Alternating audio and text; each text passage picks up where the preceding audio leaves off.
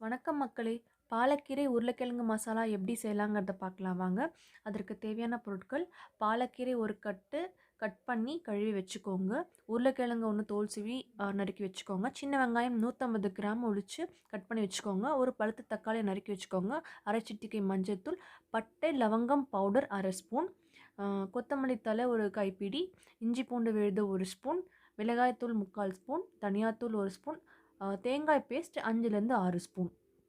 இதை எப்படி செய்யலாங்கிறத பார்க்கலாம் வாங்க.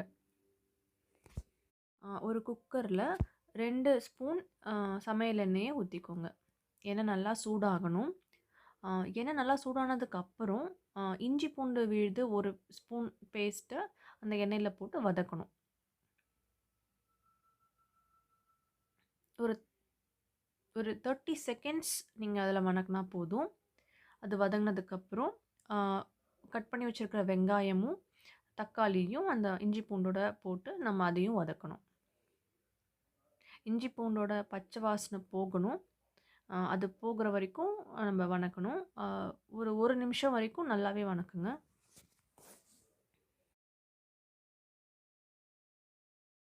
வெங்காயம் தக்காளி ஓரளவுக்கு வதங்கினதுக்கப்புறம் இந்த மசாலாவுக்கு தேவையான உப்பை நம்ம இப்போவே ஆட் பண்ணிடலாம். அரை ஸ்பூன் உப்பு போட்டால் போதுமானது. இதை வதக்குனதுக்கப்புறம் நம்ம கட் பண்ணி வச்சுருக்க உருளைக்கிழங்கையும் இதோட போட்டு வதக்குங்க. இதை ஒரு நிமிஷம் வதக்குனா போதும். இது வதங்கினதுக்கப்புறம் பாலக்கீரை கட் பண்ணி வச்சுருக்கிறத இதோட போட்டு ஆட் பண்ணிவிடுங்க. கீரை போட்டதுக்கப்புறம் ஒரு 2லேருந்து 3 நிமிஷம் வரைக்கும் நம்ம நல்லா வதக்குனா போதும்.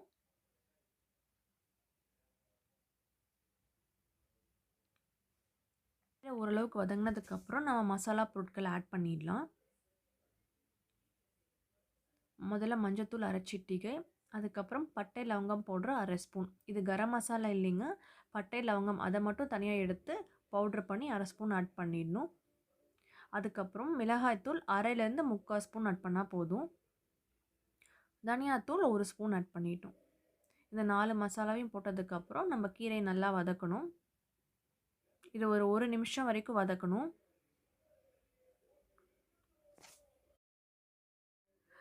இதுக்கப்புறம் தேங்காய் பேஸ்ட் ஆட் பண்ணிடலாம். 1 கப் தேங்காய் பேஸ்ட் எடுத்து அதில் ஆட் பண்ணிவிடுங்க.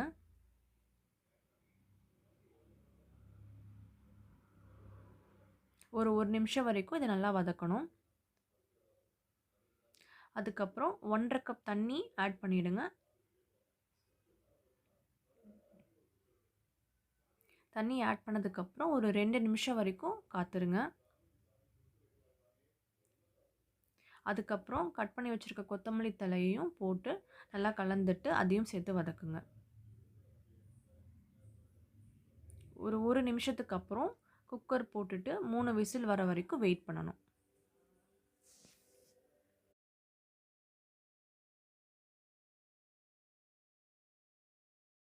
3 விசில் வந்ததுக்கப்புறம் குக்கர் ஆஃப் பண்ணிவிட்டு ப்ரெஷர் கம்ப்ளீட்டாக இறங்கினதுக்கப்புறம் குக்கர் ஓப்பன் பண்ணுங்கள். இந்த மசாலா சப்பாத்திக்கு ரொம்ப நல்லாயிருக்கும். அதை நீங்கள் ட்ரை பண்ணி பார்த்துட்டு கண்டிப்பாக உங்களுடைய ஃபீட்பேக்கை எங்கள் கமெண்ட்ஸில் சொல்லுங்கள். எங்களுடைய சேனலை லைக் பண்ணுங்கள், ஷேர் பண்ணுங்கள் அண்ட் சப்ஸ்கிரைப் பண்ணுங்கள். தேங்க்யூ.